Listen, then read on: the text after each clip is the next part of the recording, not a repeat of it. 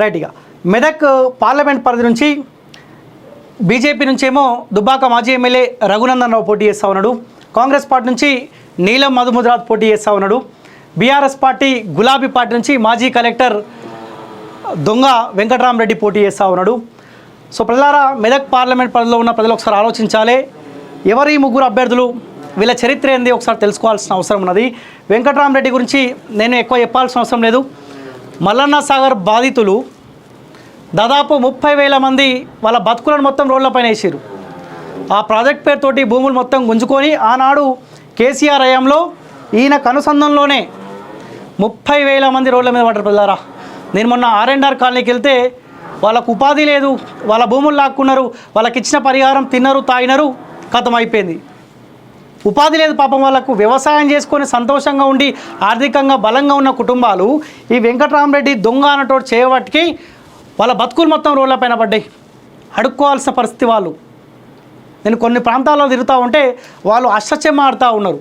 వ్యవసాయం చేసుకోవాల్సిన రైతులు ఈ వెంకటరామరెడ్డి చేయబట్టికి వాళ్ళు రోడ్ల మీద పడ్డారు. అష్టచెమ్మ ఇతర ఆటలు ఆడుకుంటూ ఉన్నారు, అడుక్కొని భోజనం తింటూ ఉన్నారంట. ఆ ఉసురు వెంకటరామరెడ్డి అంటూ ఖచ్చితంగా తలగాలి. ఒక కలెక్టర్గా చేసిండు, ఎట్లా సాధ్యమైంది? ఈయనకు 1000 కోట్ల ఆస్తులు ఎట్లా ఎగబాకిండు? 100 కోట్లు పెట్టి ఒక ట్రస్ట్ చేస్తాడంట. ఎట్లా సంపాదించిన 100 కోట్లు? పొరపాటున కనుక వెంకటరామరెడ్డి మెదక్ నుంచి ఎంపీగా గెలిచిండు అనుకో, ఏ 30,000 మంది బతుకులు రోడ్లపైన పడ్డాయో రేపు పొద్దుగాల ఈయన గెలిస్తే మెదక్ పార్లమెంట్ ప్రజలు ఎవరైతే ఉన్నారో, సంతోషంగా ఎవరైతే నివసిస్తూ ఉన్నారో వాళ్ళ బతుకులు మొత్తం బజార్లోకి తీసుకొచ్చే బాధ్యత ఈయననే తీసుకుంటాడు. ప్రజలారా, పొరపాటున కూడా ఎవరికన్నా ఓటేసుకోండి, కానీ వెంకటరామరెడ్డికి గులాబీ పార్టీకి ఓటేయొద్దు దయచేసి రిక్వెస్ట్ చేస్తూ ఉన్నా. ఒకవేళ ఓటు వేయాలన్న ఆలోచన ఉన్నోడు మల్లన్న సాగర్ బాధితుల దగ్గరికి ఒక్కసారి వెళ్ళి వాళ్ళని మందలిచ్చే ప్రయత్నం చేయండి. వాళ్ళు అంటారు మా ఉసురు వెంకటరామరెడ్డికి తగిలితే మేము చూస్తామంటారు. చాలామంది చనిపోయినారండి. హార్ట్ స్ట్రోక్ వచ్చి అనారోగ్య సమస్యలతోటి బెడ్ మీద పడి ఇంకా ఇబ్బంది పడుతూ ఉన్నారు. అరే నాకే బాధ అనిపించాయి, చాలా బాధ అనిపించింది. అందరు కోటీశ్వర్లే, మల్లన్న సాగర్ బాధితులు అంతా కోటీశ్వర్లే. ఆ కోటీశ్వర్లని బిచ్చగాళ్ళని చేసింది వెంకటరామరెడ్డి, కేసీఆర్. ఎందుకు ఆ కేసీఆర్ పార్టీకి ఓటేయాలి మనం? నీలం మధుముద్రాజ్ కాంగ్రెస్ పార్టీ నుంచి పోటీ చేస్తూ ఉండు. ఈయన 3-4 పార్టీలు మారిండు. TRS party, Congress party, BSP, మళ్ళీ కాంగ్రెస్ పార్టీ. బీజేపీ కండువా ఒక్కటికి కప్పుకోలే అనుకుంటా, ప్రజాశాంతి పార్టీ కండువా ఒకటి కప్పుకోలే. ఇక అన్ని పార్టీలు తిరుక్కుంటా ఈ నీలం మధుముద్రాజ్ వచ్చిండు. ఈయన కొంత పటాన్చేరులో పరిచయం అంట. ఈ మెదక్ పార్లమెంట్ పరిధిలో ఎవరు కూడా నీలం మధుముద్రాజ్ అంటే మాకు తెలియదు. ఈ దొంగ గురించి అయితే అందరికీ తెలుసు అంట. మాజీ కలెక్టరు మమ్మల్ని ముంచిండు, మమ్మల్ని మోసేసి కాబట్టి ఈయన కోటేయం అంటారు. కానీ కొంత ప్రభావం ఏంటంటే ఓటుకు పైసలు ఇచ్చో, బిర్యానీ ప్యాకెట్లు, బీర్ సీసాలు, కోటర్ సీసాలు ఇచ్చేవు. సో వాళ్ళ ప్రజలు ఈయన వైపు మలుచుకునే ప్రయత్నం చేస్తూ ఉండంట. పైసలు తీసుకోవాలి, కోటర్ సీసాలు తీసుకోవాలి, బీర్ సీసాలు తీసుకోవాలి, బిర్యానీ ప్యాకెట్లు తీసుకోవాలి. ఆ సంపద మనదే కాబట్టి ఓటు మాత్రం కారు గుర్తుకేయద్దు ప్రజలారా, మోసపోకట్టు దయచేసి. దుబ్బాక మాజీ ఎమ్మెల్యే రఘునందన్ రావు బీజేపీ నుంచి పోటీ చేస్తూ ఉండు. దుబ్బాకలో నేను తిరుగుతూ ఉంటే చాలామంది బాధపడతారు.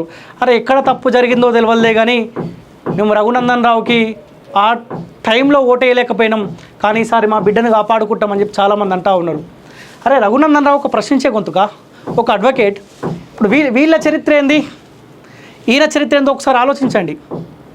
రఘునందన్ రావు చట్టసభల్లో అసెంబ్లీలో ఉంటే ప్రజల వాయిస్ని చట్టసభల్లో వినిపిస్తాడు. మన గొంతై అసెంబ్లీలో మాట్లాడే అవకాశం ఉంటుంది. కానీ ఆనాడు మేము తప్పు చేసాం, ఈనాడు ఎట్టి పరిస్థితుల్లో మేము తప్పు చేయం.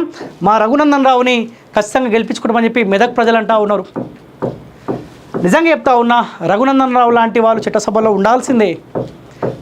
మాకు కేసీఆర్ ఇబ్బంది పెడుతున్నప్పుడు, అక్రమ కేసులు పెట్టి నిర్బంధాలు చేస్తున్నప్పుడు, అక్రమంగా వేధిస్తున్నప్పుడు ఈ రఘునందన్ లాంటి గొంతుకలు మాకు అండగా ఉన్నాయి.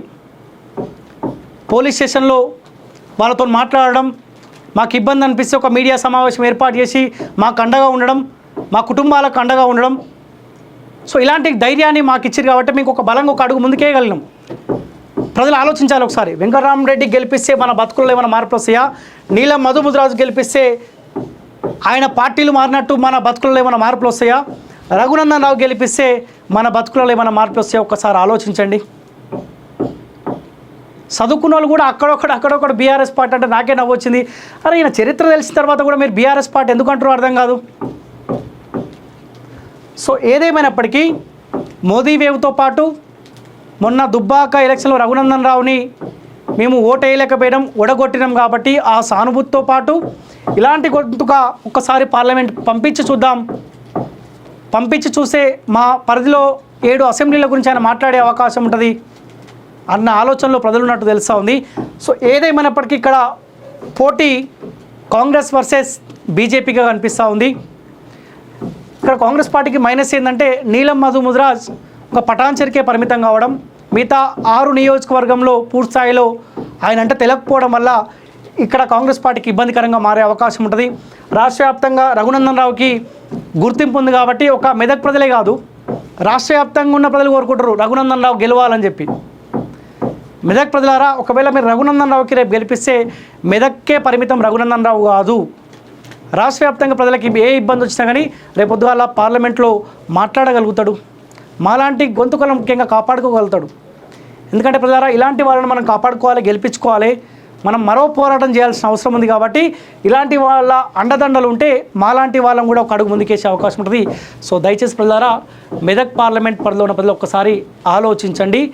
వెంకటరామరెడ్డికి దయచేసి ఒక్క ఓటు కూడా వేయకండి. ఒకవేళ ఓటు వేయాలన్న ఆలోచన ఉంటే మల్లన్న సాగర్ బాధితుల దగ్గరికి వెళ్ళి ఒక్కసారి వాళ్ళతో మాట్లాడే ప్రయత్నం చేయండి, మీకే ఒక క్లారిటీ వచ్చే అవకాశం ఉంటుంది.